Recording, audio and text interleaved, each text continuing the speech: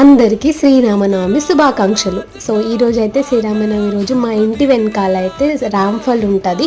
So ముందుగా అయితే పొద్దున్నే ఇంకా రామ్ఫల్ చెట్టుకైతే పూజ చేసేసి 2-3 రామ్ఫల్స్ అయితే తెంపేసుకొని అక్కడ పూజ కంప్లీట్ చేసుకొని రామాలయం అయితే వెళ్తున్నాము. మా పక్కూరులో ఉంటుంది, కప్పర్ల అనే గ్రామంలో ఉంటుంది. అండ్ ఇంకా స్టార్ట్ అయిపోయినాము. ఇక్కడనైతే టెంపుల్కి అయితే వచ్చాము. చాలా అంటే చాలా బాగుంది.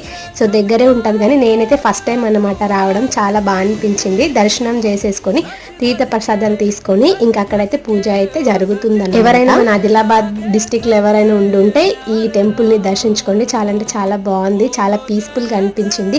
ఇంకా శ్రీరాముల వారిని దర్శించుకొని ఇంకా ఇంటికైతే వచ్చేసాము.